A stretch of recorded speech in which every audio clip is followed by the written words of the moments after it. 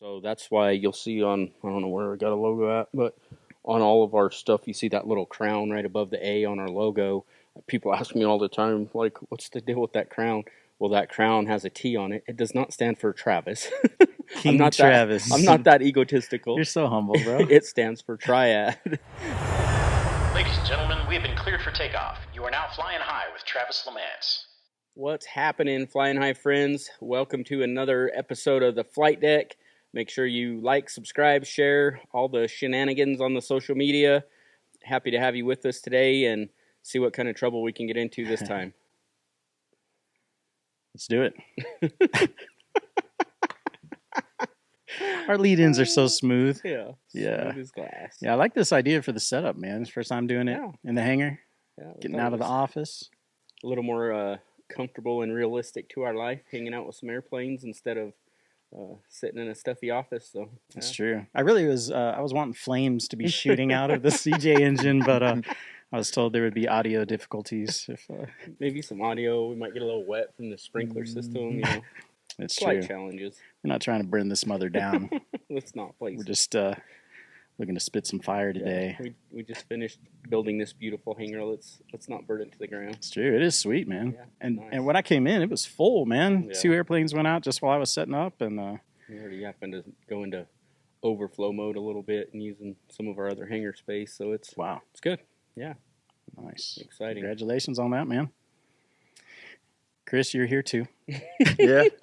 Man, I'm just happy there ain't a TV. I can actually concentrate instead of checking myself out the whole That time, is you know? distracting, A yeah. little egotistical, huh? You gotta Oh, check man. yourself out the whole time. Last time TV was there, I'm like, man, I look funny, you know? He's just My hat's stroking his not straight, majestic you know? beard. Yeah. Get a little Yeah. OCD about your hat being crooked the whole time. Yeah. Yeah. That's I'm rocking funny. my boy band beard. Boy band beard. Had to dye it, man. Yeah. Yeah. Because apparently, like, salt and pepper, like, the ladies think that's sexy, but salt and cinnamon, not so much. Yes. Salt and Hashtag cinnamon. ginger problems. I'm not even redheaded. It's just my beard, man. But, yeah, so Salt had and to trim cinnamon. it up, dye it up, and now I look like I fell out of a Backstreet Boy video. Hey, there's worse problems. That's true. Yeah. That's true. Yeah. Could have been born ugly. Bone deep. Oh, my That's goodness. Love a good laugh, man. That's another thing I appreciate about the culture you've built here, man, is everybody's, the majority of the time, in a good mood, and there's room for some joking around, even though it's a very serious business, obviously. Yeah. But was that something that you, like, consciously factored into the design when you were building the culture of Haven?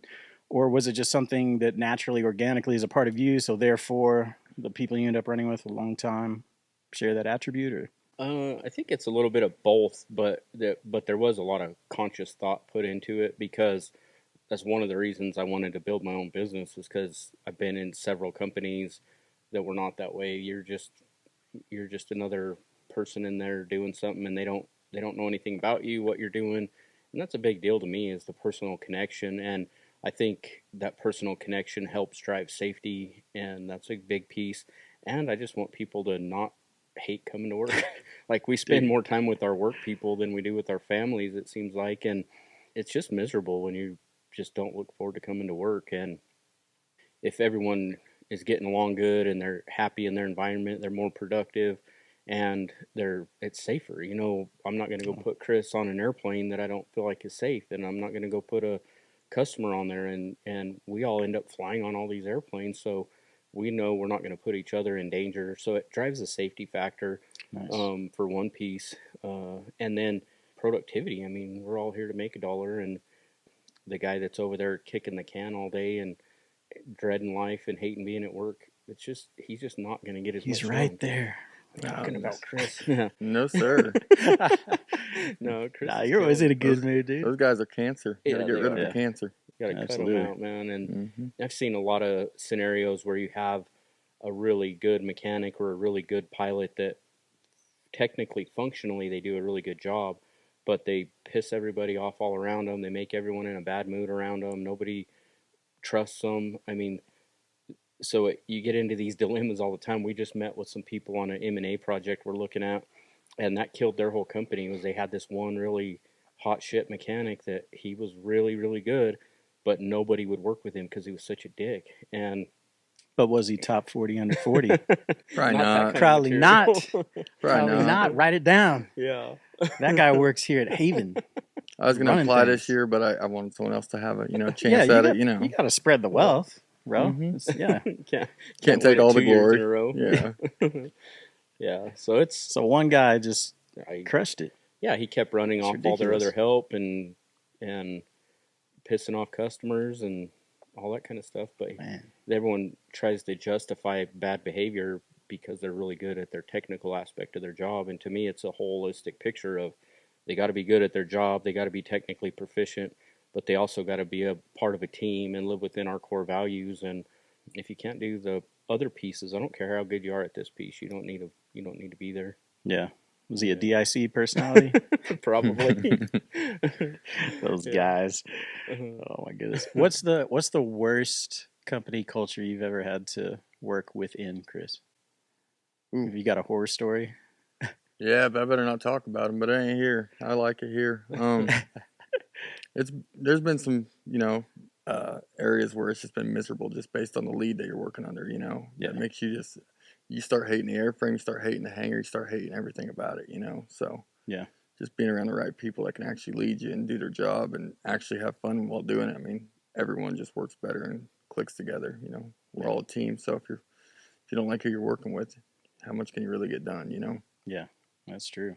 And it comes 5 o'clock and you don't have that team, everyone's smoking it for the door and leaving that one guy behind to try to figure it out on their own, where you'll get in a lot of trouble for that around here. If you got someone stuck on a problem and you just take off and abandon them, you're going to have a big problem. So it's that whole team thing. We're in it together, and everybody's expected to help each other out. So if you're getting ready to wrap up for the day and you see someone stuck there, you need to at least go offer help, see what you can do. And even our people that aren't mechanics or aren't pilots, they're office people or whatever, they may not be able to go and turn a wrench on the airplane. They may not be able to fly the airplane, but they can hold a flashlight and be moral support. Like we just had a example of that this morning, where we had a mechanic out in the field working on an airplane, middle of the night, trying to get this thing fixed.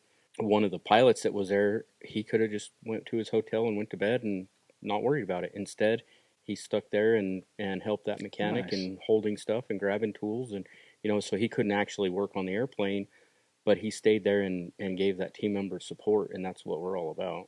Heck yeah.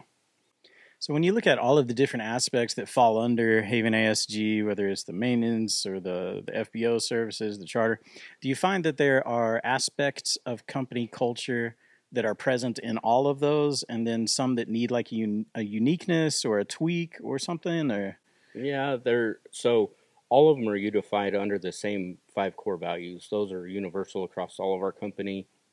And those core values, if you do it like a lot of corporations where it's just a plaque you stick on the wall to collect dust and nobody lives them or talks about them or gets held accountable to them, that's just a waste of time. Yes, we do have our plaques hanging up, but we actually live by those core values. And you'll hear people call each other out on this all the time around here, where, hey, I don't see where you're transparent on that, because that's one of our core values. Or, hey, I think you're lacking accountability on that. That's another one. You'll hear these buzzwords around here because we truly believe in them and we live by them. And I actually live by the same 5 in my house. Like I hold my family to the same 5 core values that I hold my employees to and build the company around.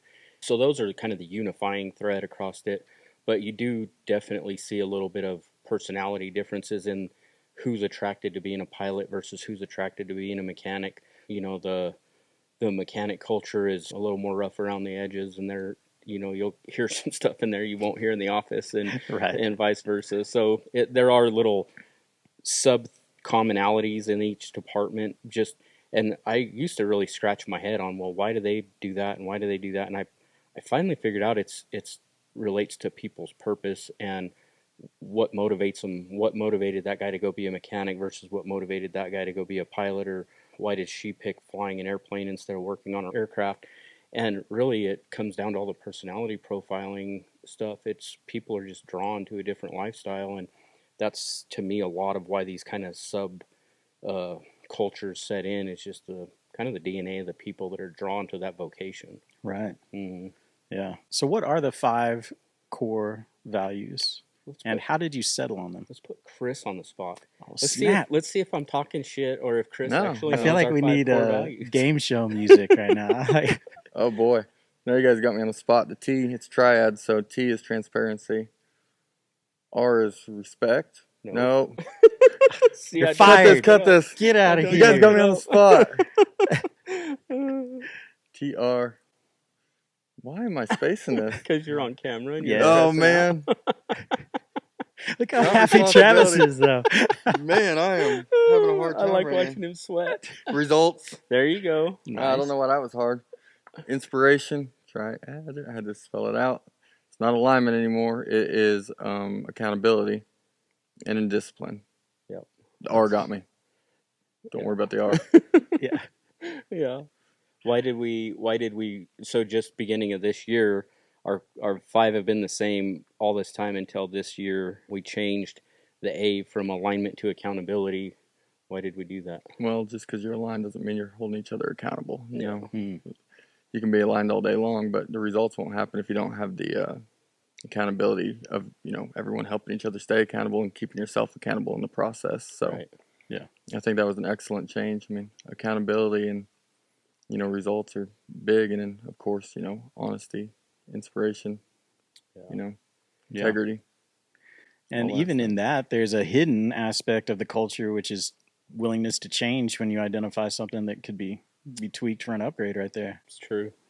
Yeah, I hadn't thought of that, but that was one I pondered on for a couple of months because I don't like to change those core values. It's got to be, that's the first time I've ever done it. And there was several things going on in the company that I felt that it was necessary. And as we grow and evolve and have more people, more things come to light on things. And so I feel like that one was a good one. And how we got to those 5 is just sitting there going through, okay, what are the things that we actually value that are universal across all these industries and across, so we don't want one that's specific to mechanics and one specific to pilots. It's universally true. I'm very visual, as we've all talked about. I've got to have it in some form that I can remember visually. Mm-hmm. So that's why you'll see on, I don't know where we got a logo at, but on all of our stuff, you see that little crown right above the A on our logo. People ask me all the time, like, what's the deal with that crown? Well, that crown has a T on it. It does not stand for Travis. King Travis. I'm not that egotistical. You're so humble, bro. It stands for Triad, which is our acronym for the 5 values, and then it's a 5-pointed thing, so you remember each one of those off of that. And they just seem to work to hold everybody on the same page and know that.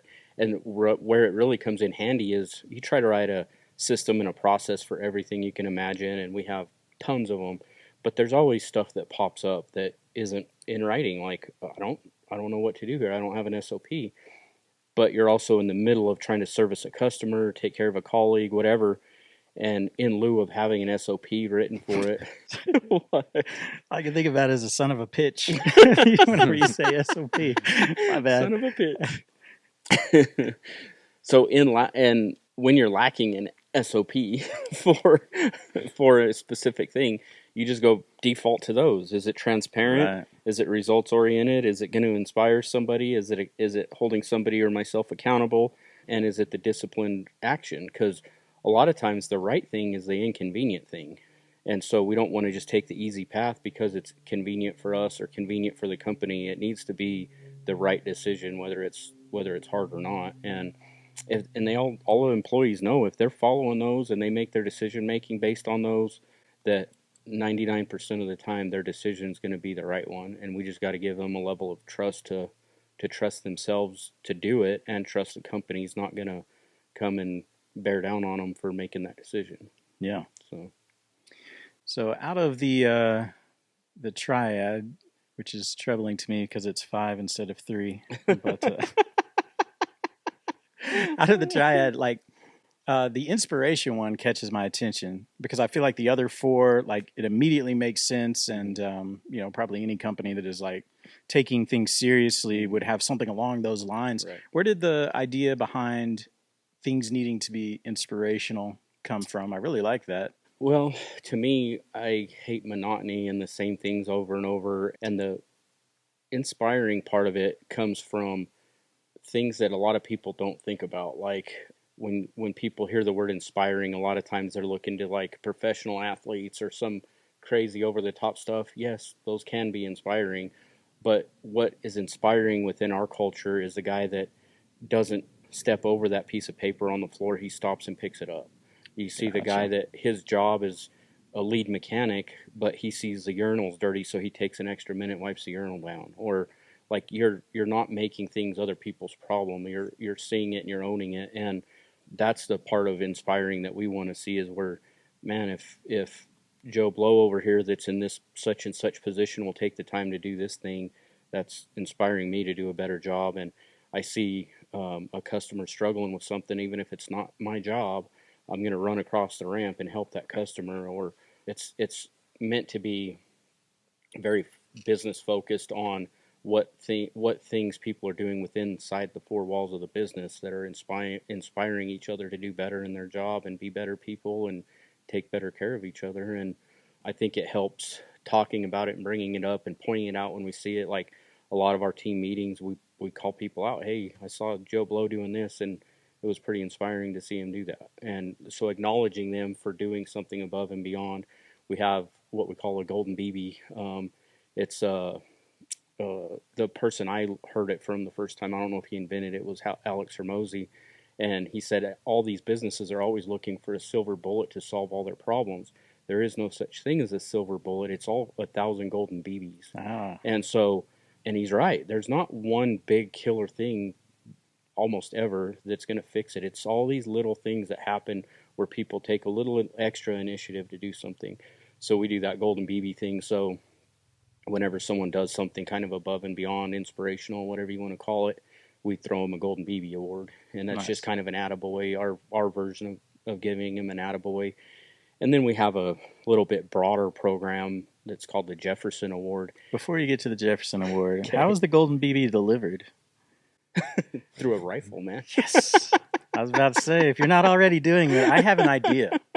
I don't like the idea. No? Dude, just like a single pump Daisy BB gun. Those didn't hurt. We all got hit in the face with those as I'm kids. down. Right? I'm going to give Chris lots of golden BBs. Yeah. All right, Jefferson Award. The Jefferson Award is just kind of another offshoot of that to recognize and award people for doing above and beyond things, and what that does is the $2 bill has Jefferson on it, right? So that's why it's called the Jefferson Award. And then kind of looking at the character traits of Jefferson and the things he did, it kind of all ties together. But if you see somebody doing something above and beyond, and each leadership person gets an allocated number of these to give out per quarter, other employees can nominate another employee to receive one. And so we hand those out at the company meetings. And if you get one every quarter, you're put into a drawing for a $500 gift card. And once a year, everyone that won a Jefferson throughout the year, they're all put in the pool, and then we do a drawing and they win a free vacation. So, we pay for them to go to, I think this year somewhere in Mexico, right? Yeah. But we're Tijuana. Not Tijuana. Somewhere nice. Somewhere, Right. You gotta get on an airplane. I know that. Yeah. So it's, so it's just one more little thing to reward people from going above and beyond, and it helps break the monotony of the day-to-day, and people that take the stuff serious actually get some benefit out of it outside of feeling good about their job. Heck yeah. I love that. Chris, when you came to work here at Haven, and were those already core values that you were used to and that you had implemented in different places? Were some of them new, or what? How was that fit for you? I think it was all new when I got here. I don't think I've ever worked for a company that drills anything like that in your head. You're just like I said earlier, you're just a number, and you show up. Yeah. You work from 7 to 4 and you go home, and there's no relationships. There's none of that fun. It's just, that's all it is. They don't care. You put your 2 weeks in, they'll replace you the next day, Right. It's a phenomenal job you've done here, Travis.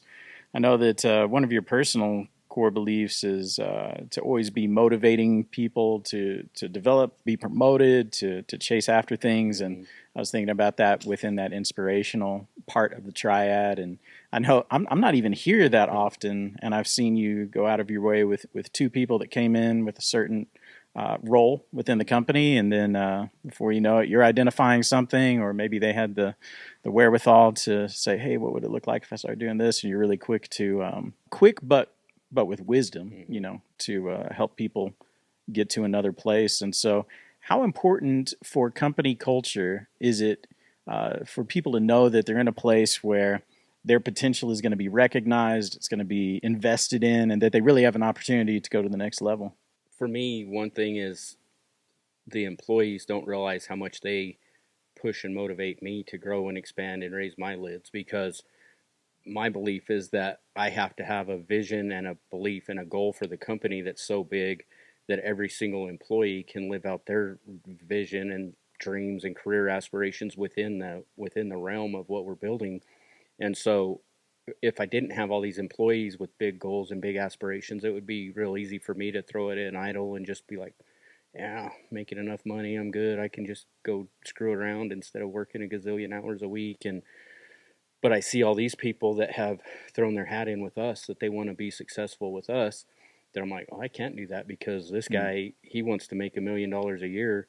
He can't do that if I'm not making more than $1 million a year and the company's not growing. So it's a two-way street, but ultimately what Haven has to do as a collective is have a mission and a vision so big that every one of those dreams can be lived within it. So when you accumulate all these people underneath it, it's got to be a pretty big vision and a pretty big dream, and it's got to have a purpose behind it. Like the purpose can't just be money, because at a certain level that's not really a motivator anymore. Obviously, we need to make money, and we're a for-profit business, and we're happy about it. But it has to be more purpose-driven than just money. So that's where that mission and vision comes in. Is what are we doing here? Like, why are we spending countless hours a week doing this? If it's just for money, there's other ways to go make money. Yeah. So. Yeah, there's a quote I really like, and I can never remember who it is that said it first, but it's some people are so poor, all they have is money. I was like, great. dang, I know some people like that, man. Mm-hmm. And so, yeah, attaching purpose to something beyond profit is a huge deal. So do you have like one of your favorite success stories you could share about where someone came in and where they're at now? Or Trying to think of which one I want to share. There's several of them, but don't get all braggy now, this guy. Not my doing, it's their doing. When Grant Cardone started working here, sweeping the floors. Yeah, exactly. Yeah, few people know that he started sweeping floors here. Yeah. Well, Chris is on the camera, so I'll go on to his a little bit. Chris originally worked for me at a different company, didn't care for kind of the things that were going on there, so he left and went to another company, and then we started our company back up. And whenever we did that pretty early on, I started calling Chris and being like, hey, I need your ass back over here. Get back to work. And hop on your one wheel and get over here. That's a callback to episode 1. Uh-huh.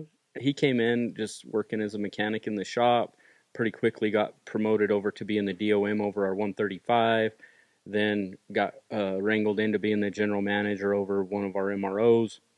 In each level, he's perfected it, made it way better, improved it, and moved up to the next level, to where now he's a special projects manager for me.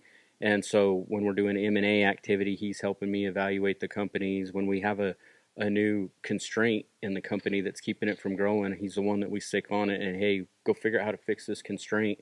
And then he's working with me to do all the aircraft brokerage now. And so he's moved from a floor mechanic to where he's a super critical piece of the business now. Yeah, he's very likable and we get along, but he wouldn't have done that if there wouldn't have been results in each one of his roles that he's been in. So he goes into this role, proves he can do it and make it better and improve it. And then the more important piece is he proves he knows how to duplicate himself. So he builds a system and a process, and then he finds somebody within our sphere that he can train to take over all those systems and processes. So there's a lot of really smart people out there that just lack the ability to duplicate themselves, and then you become the restraint or constraint.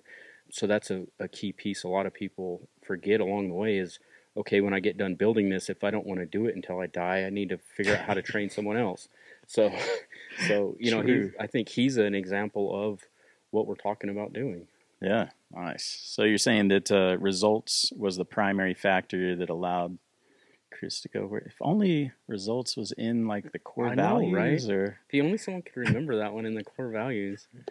But I'm not gonna live that one down, am I? Heck no, bro. Dude, that R came and I was like, oh man, like I've seen this and read it 100 times, you know? Yeah. mm-hmm. I'll totally get that though. So with are you guys familiar with the Care Square?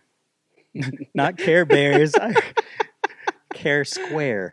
I don't think so. So if you envision like the disc square, Yeah. but it's CARE, which is creator, advancer, refiner, executor. Right. And so what I'm hearing in some of what you're saying is like you're the advancer and the refiner, the advancer and the refiner to the creative that Travis is, and then you're plugging in those executors on whatever idea it is, because it would probably kill you to do the same thing for the rest of your life, I would assume. Oh yeah, I don't like the repetition. Yeah. I think it's fun when there's fire over here, and then, you know, dealing with something new over here and challenging yourself over here at the same time. It's never the same. So what was the craziest project that you've been sicked on so far that like really required a lot of turnaround and change? Oh man, are you laughing because of last night? Yeah. Oh man, I got tasked with something that I've never done before, so it's kind of been a challenge for the last couple of days. And yesterday I got here early, and I started to get on that, and then I started chasing some other stuff. And I was like, about 1 o'clock, I was like, I got to get back on this because I got to do it today, you know. He's got to present it to the executive team and the leadership team at 2 o'clock. So he's like, today? Yeah. Yeah, we're just winging it, man. But I got really close to being done. It was like 5 o'clock. I was like, man, I'm good. Like, heck yeah, like feeling real proud of myself. And I started punching these numbers, and they weren't lining up with the other graphs I had. And I was like, oh no. So then I went down the whole where's my calculation messed up here, and yeah, about 12:15 last night we figured it out. But gotcha. So that was, but like now that I'm done, you get that you know, I mean, I don't know what the word I'm looking for, but that feels good to win. Feels good to win. Like, yeah, something that I was able to create and never done before, and how good it looks in my opinion. You know. Yeah. I mean, it's pretty awesome to be able to do that, and you know, just see that you challenge yourself and the end result was better than you ever imagined. Like it's pretty sweet. That's what I like about it. Yeah.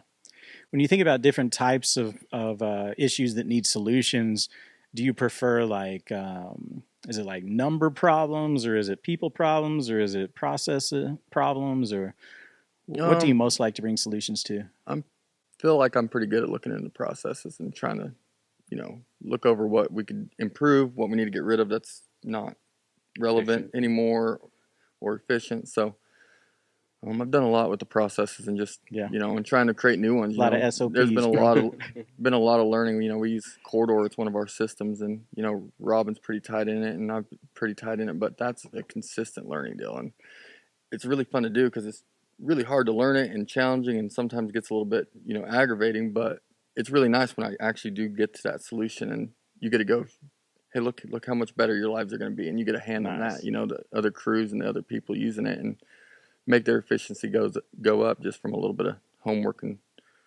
you know. Heck yeah. And that's the part of it that's fun to watch with him is he's all into fixing and making the systems more efficient, but he always looks at it through the lens of the employee. Okay, is this bureaucratic? Is this redundant? Is this, like, if I'm the guy having to do this job day in and day out, does this system make sense? And that's why his systems are so successful, because they're not just designed from the end outcome in mind and be damn all the way to get there. He looks at them through the lens of an employee of, okay, I'm Joe Blow today, and this is what you're asking me to do to get this outcome. Well, yeah, we're going to get that result, but there's 5 ways to get there. Which way is the best way for the employee process and their environment to get to that result? So yeah. Trying to make something for the mechanics on the floor, you know, that side of the house, it's a whole different presentation and a whole different view than if I'm giving it to one of our accountants, you know. For sure. The accountants won't understand what I give them, and they dang well won't understand if I give something to the accountants, you know. So. Yeah. This episode is brought to you by Haven ASG. Looking to buy your first private aircraft or upgrade your current bird? Travis and the team at Haven Aviation Services Group has you covered. From finding the jet of your dreams to selling your old model, our expert brokerage teams handle every detail, connecting you to the right deal for the right aircraft every time. Visit havenasg.com/flyinghigh today for your custom experience to begin. Again, that's havenasg.com/flyinghigh, or just click the link in the show notes. Now back to the show. So, man, we're moving into the new year. The holidays are over. So, what's really got your attention? What's really happening, moving, shaking right now in the industry, man? Man, usually like the year-end crunch on everyone trying to buy aircraft right at the end of the year is what we see. And there was a certain spike this year on that, and we got a few transactions done right there at the end of the year. But Sliding under the wire for that tax break yeah, right there. I gotta get that tax break. So that 100% depreciation being back, gets everyone's attention. 100% depreciation. But what's been very surprising to me is we're in January and all of a sudden that acquisition market's picked up a lot for us. I think we've got like 5 or 6 transactions rolling right now. Wow. Then people going into the RevShare stuff, the Falcons that we're operating are doing well and seem to be getting a lot of attention and getting a lot of inquiries and people wanting to RevShare their Falcons. And so break down that process for me, because I've got like an elementary view of it, but what's kind of the sales pitch on that? What makes that so attractive that it's really starting to take off right now? So everyone gets super excited about the depreciation aspect of an airplane, right? But if you buy a several $1,000,000 airplane just to go get the accelerated depreciation, if you don't go into that with a game plan, that tax savings is going to kick your ass, because now you have to have maintenance, hangar, insurance, pilots, all these things that if you don't really need an airplane, and you just did it for the tax break, you're going to get your ass kicked on it. So what we do is we go in there and yes, let's take advantage of that depreciation, get you what you need there, but we need to go into it with a game plan on, if you're flying 400 hours a year personally for your business, your needs, yeah, you probably need an airplane. But frequently these owners only fly once or twice a month, if that, some even less than that. You can't justify all the carrying costs for that aircraft for that little bit of utilization. So what we'll do is, and we have some Part 91 management guys where they fly it enough, we just take care of their stuff for them. But more commonly what we run into is he needs a depreciation, he needs the aircraft a few times a year, 40, 50 hours a year, and the rest of the time he wants to make that airplane pay for itself. So all the way from acquisition to figuring out the right insurance, figuring out the right hangar, recruiting and hiring and training pilots, dealing with the maintenance and the ongoing maintenance schedules and operations, all that stuff. So we work with the owner, and basically the owner will go in and he pays for all those expenses, and we go out and into our marketplace and we go and find charter volume for the airplane. So now, since we're a Part 135 operator, that means we can hire out to the public to haul them around. And so we go and get a trip off of one of our leads, apply it to that airplane. We go and conduct that flight, manage the whole thing. The owner has nothing to do with any of this. He's hands off. But instead of that airplane just sitting in the hangar costing him money, it's out now generating revenue. So the owner of the airplane will keep 85% of that revenue that we generate, and we keep 15%. And that's how we pay our marketing people and where our business model comes from. Throwing out big round numbers, if a Falcon 50 for your 50 hours a year, you're going to use it, just pretend it's going to cost you $1.5 million, $2 million a year to sit in the hangar. When we go and do this, we drop your carrying costs down to zero, and we never advertise it as a big money making thing. But what we can do is get your cost to zero, and a lot of years we can even get you positive cash flow on it. Wow! Instead of milking you for $2 million, you're making zero or potentially even earning a little bit of money on it. A lot of that depends on how much you want your airplane flying. So if we're capable of chartering it 600 or 700 hours a year, you had to resist, didn't you? Why you call me out, bro? Dang it! So if you're, dude, I was trying to turn over a new leaf this year, bro. Yeah. A new year, new me. But your face twinged when I said it. Dang it. But anyway, if you want your airplane flying as much as possible to generate as much revenue as possible, then you can do pretty well on it. If you're not worried about making money, recouping 100% of your costs, you just want to offset some costs, but have more availability in case you have something that pops up, then we kind of go into that whole discussion on, well, which one do you want to prioritize? Do you want to prioritize owner availability, or do you want to prioritize revenue stream? And then there's a lot of other factors we get into, such as, hey, my engines only have 600 hours left until overhaul. I don't want to do that this year, so let's keep the hours down a little bit and stretch that out, or fly it, and we'll deal with it when it comes up. So it's a very bespoke thing from owner to owner to make sure we're meeting all of their needs and servicing them in the process. All the way through this illustration, you've been using the Falcon 50. Was that happenstance, or is that a great plane to do that with, or is one plane better to do that with than another? Yeah, there's a lot of economics that go into which aircraft to select, starting with what aircraft's going to meet the owner's mission first. Like, I don't want to go convince an owner to buy airplane A when what they need is airplane C, because they're not going to be happy with their owner experience because they're in the wrong platform. But once you get over that hurdle, and you see how ticked off people are when their order at Whataburger is wrong. Yeah, wait till you when their $2 million, $3 million plane is wrong. Exactly. That's a bad day. That's a bad thing. You don't want that Karen showing up. No, it's bad. And you'd be surprised how often an owner picks an airplane because that's what my buddy bought. They know, hey, my buddy bought this airplane. I went for a ride on it. It was cool. I want one of those. Right. But hopefully they get a hold of somebody that's transparent with them about, this is why you need this airplane versus this airplane. And it relates to how many people do you usually carry, how far are you usually going, what's your budget on the acquisition side. And there's a lot of these things that go into it. You get it narrowed down past that. Now we're like, okay, we're in the light jet market, medium market, heavy market. What market are we shopping in? And then you get into, okay, we're in the medium to light heavy jet market. Okay, so your acquisition budget is $3 or $4 million. Well, you're not going to go buy some of the latest, greatest airplanes in that market for that. You know, you're going to be north of $10 million on some of those. So what can we get in our price range in that category that will perform well? Yeah. And so the Falcon 50, the reason they're doing good right now is because they're an older aircraft, so their acquisition cost is down. The trade-off on that is the maintenance cost is going to be higher on it. So you got to run, okay, maintenance per hour versus acquisition cost versus resale value 3-5 years down the road. You kind of evaluate how long you're expecting them to want to hold the airplane. And then you just run the math on it. Okay, we're going to spend this much per hour on maintenance.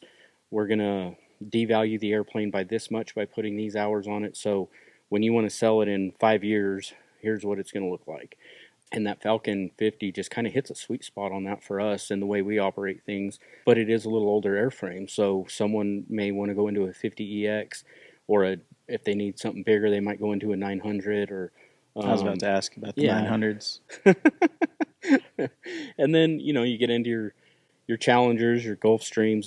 There's a bunch of them out there, and they all have their pros and cons like everything. There's not one that checks every box. You can go get a really nice new Challenger, but you're going to spend a lot more money up front, but you're going to be on programs and warranties and all this, so your operating costs are going to be down.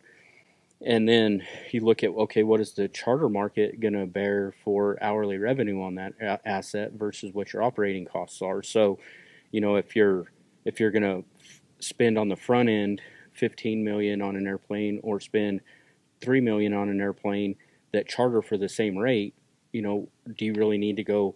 That $15 million airplane is going to obviously have a higher resale than the $3 million airplane 5 years down the road, but do you have $15 million to park somewhere, or do you want to do debt service on a loan on that much of an airplane, or do you want to do cash or debt service on a lower cost airplane and kind of generate the same hourly rate? And some of the charter brokers out there, driven by customer demand, sometimes they won't fly an airplane that's older than 2000, or they, you know, some people get into like the age restrictions. So you get into an older airplane, you're going to limit yourself a little bit on the charter market with a few people that won't fly an older airplane. But the way they're maintained, as long as everything's done correctly, they're just as safe. You're not going to have a higher accident rate, incident rate, nothing like that. There's a lot that goes into analyzing it, and you got to have somebody that's really looking out for the owner, because you can bamboozle them and baffle them with all these numbers and all these. I've seen so many things going around that just really confuse the hell out of owners. So if you go into it with the true intent of helping the owner come out with the best outcome, you go into it, evaluate it, make all your recommendations based on the owner outcome, we're going to make money one way or the other on it. And if we have an owner that just won't listen, won't acknowledge what we're saying, we're not afraid to walk away from a deal, because our reputation for being open and transparent is more important than a single deal. But generally, owners don't get to the place where they can even afford to have this discussion unless they're smart and they understand things and they're dedicated to something. So as soon as you get them to sit at the table with you and discuss, okay, this is all the variables. Based on all of these, here's what we recommend. And then that's a good time for them to challenge our assumptions. Well, yeah, you said this, but what about this, and what about this? And we kind of kick these things back and forth. But I would rather spend 6 months on the front end airing all that out and making sure it's perfect before we move forward than to be in a hurry and rush a deal and put them in the wrong thing. So there's just a lot that goes into all that. And it's not complicated. It just takes somebody with time and experience that's been through it and will take the time up front to do the education piece and make sure that you're aligned with the outcome thereafter. And we just had a customer right at the end of last year that was buying an aircraft that we were a little out of alignment with the customer on. This aircraft is a very nice aircraft, but it didn't have some programs that we really wanted to see on the airplane. And so we went in, and Chris did most of this, educated the customer on this is the downside of it, here's what you're getting for it and all this. And our recommendation was to go find a different aircraft that had the programs that we needed. And the owner was, or the buyer was like, hey, I appreciate all this information. Based on where I'm at and what my needs are, this is going to work for me anyway. So, okay, we'll sign off on it and move forward. So we did move forward with that transaction, but we did not do it without telling the owner the potential risks of going down that avenue. So, Chris, you were telling me when I was setting up here about how pretty much all the CJs are like super hard to find. They're like moving really quick. So if you have a customer that wants a CJ and you know that product is moving so quickly, but you also want to be true to the process, how do you navigate that?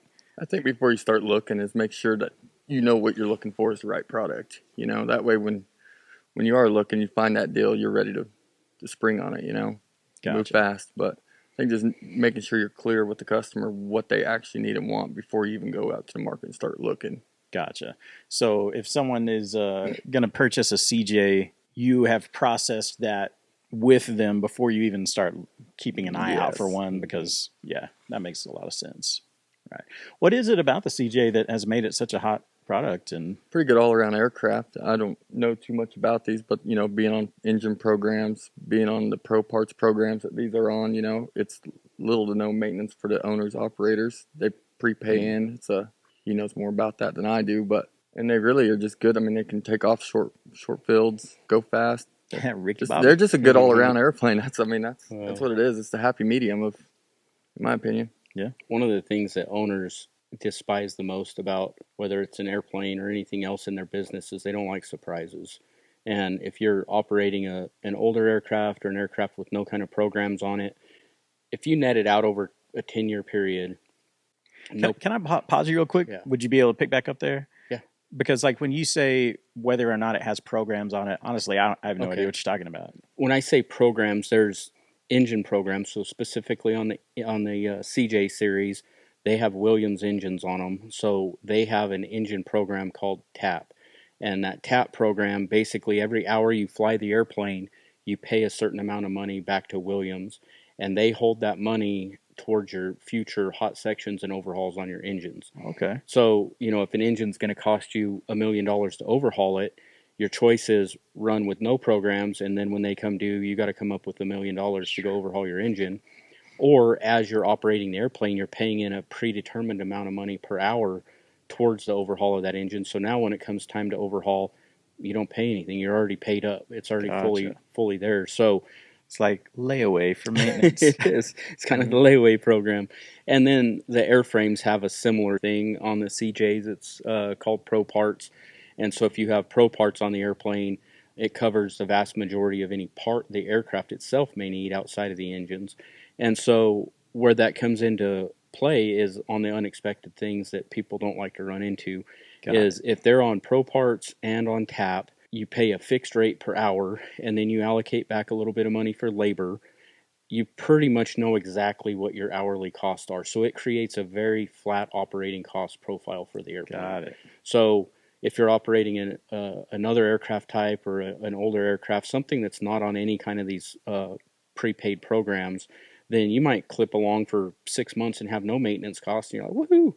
And then all of a sudden, some crazy thing breaks on the airplane, and now you get $150,000 maintenance bill, and then bad day. Then you get this real lumpy cost profile. So to get a hourly cost profile on one of those aircraft, you have to look at a long horizon, because it takes anywhere from 4 to 10 years to go through a full maintenance cycle on an airplane. So year one might be $100,000 in maintenance. Year two might be $350,000. Year three might be $600,000. Like, it's just super lumpy, and so it's very unpredictable. Like, you can predict it on a yearly time frame and kind of budget it and do it. There are ways to do it without being on programs. We have lots of aircraft that are not on it, and we go into that aircraft a couple of times a year and forecast what's due and what's coming and all that kind of stuff. And you can work a budget, but it's not as flat. Yeah. So the combination of that and it being single pilot certified, you don't have to have two pilots on staff. So it gives you a very flat operating profile, cost per hour, and you can do it with one pilot. So Gotcha. That's why a lot of owners are attracted to it, because it has great performance capabilities. It's got good speed, good short runway, good high and hot performance if you're flying in and out of mountain airports. So it's just efficient. The cost per hour to operate a CJ is usually a lot cheaper than a lot of competing airplanes, and you get into the same thing with like the Phenoms. They're a very good, predictable, flat operating cost profile. And the trade-off is cash up front, right? So to go buy a new CJ3 versus buying 15, 18-year-old Citation, because the legacy Citations, like that one over there, that Citation 560, they're a great airplane, good performance, all the same stuff, but you do lose some of the predictability out of them, but your acquisition cost goes way down. So your hourly cost goes up, your acquisition cost goes down. So do you want to pay more up front, have predictable cost, and then have an aircraft that's easy to sell at the end of it because there's strong market demand? Or do you want to pay less and then pay a little more per hour and then have a little bit more unknown on the exit side of it? So yeah. Dang. Yeah. It's a lot that goes into it. Yeah. It's fun. I like putting all those puzzles together. Nice. And figuring out what actually works for the owners. He explained that CJ3 a little better than I did. You alley-ooped it, dude. Alley-ooped it. You're in this, man. Come on. I mean, it's so funny how you just drop stuff along the way that I'm like, oh man, either I had never thought of or heard of, like even mentioning, I mean, dude, I fly in and out of Denver all the time, and it had never crossed my mind that flying into Denver is different than flying into Houston or whatever. Yeah. So that high and hot thing, the mountain areas, is that just like altitude or how thin the air is, or what's up with that? So you already have physical altitude at a mountain airport because you're landing at 6,000 foot elevation instead of sea level. So you have physical elevation already at play. And as you go up in altitude, the air does get thinner. So your takeoff speed at a sea level airport is going to be lower than at a higher airport because you have to have more lift going to get the airplane off the ground in the thinner air. In the wintertime, they're not that bad usually. It's not usually that big of a deal. But in the summertime, as the temperature rises, the air thins out even more. So if you're starting off at a 6,000 or 8,000 foot elevation airport, and then it gets 90 degrees, now you're what they call density altitude. That's your corrected air temperature altitude. Whenever you set your density altitude, you might be at 13,000 feet, that you're equivalent of taking off versus a standard day. So if you're at a really high density altitude, you're full of fuel, you're right on the edge of weight and balance limitations, there's a lot of airplanes that are going to really struggle in that environment. So if you're going to be flying into higher elevation airports, it's a big factor on your decision making on, I don't know if you've noticed looking at some of these airplanes, but some of them have the leading edge of the wing is just straight out from the airplane. Mm-hmm. So those straight wing airplanes, the trade-off on that is since they have that straight leading edge coming out from the airplane, they have better takeoff and landing performance at lower speeds versus a swept wing airplane. Like if you look at that Beechjet behind this one, you'll see the wings are really swept back off of it. The trade-off on that one is it's going to be a lot more efficient at altitude. So for the speed versus fuel burn at altitude, it's better, but it's less efficient on takeoff and landing. Yeah. So watching your kind of blend between takeoff and landing performance and distances versus high altitude cruise performance. They're different, and all these manufacturers are super smart on it, right? So they're playing with this all the time and trying to get the right numbers. And some of the bigger airplanes, most of the bigger airplanes, they make up for it with different slat and flap configurations that whenever those slats and flaps comes out, it changes the camber of the wing, so it improves your landing performance. That's the whole point of these flaps, is when that comes down, that if you look at the wing from the side angle like this, it's got a curve on top and either flat or a curve on the bottom depending on the wing design. But then when that flap comes down, it increases that overall surface area over the top of the wing. And so the slower that air moves over the top of the wing versus the speed it moves underneath the wing changes how much lift it creates. Gotcha. So if you leave those flaps down and you're trying to go really fast, you're not going to go very fast because it's high drag, high lift. You pull all that up and they call cleaning up the airplane. You pull the flaps up, pull the slats up, all that. Now you've got this nice low profile wing, cuts through the air a lot more efficiently. So now it can go faster on the same amount of horsepower. Gotcha. So, there's a lot of that you got to figure out in it. The more you know with Travis Lamance. We need the little star. Yeah, book it. Nice. I feel like they're reading Rainbow all of a sudden. Yeah. All right, guys. Well, thanks for hanging out for another episode of the Flight Deck with Flying High. Appreciate you guys watching. Please like and subscribe. Help share our channel out there and grow us. You got any questions, comments, feedback, anything you'd like to hear about, just DM us, throw it in the comments, whatever you want to do there, and we'll see you next Friday.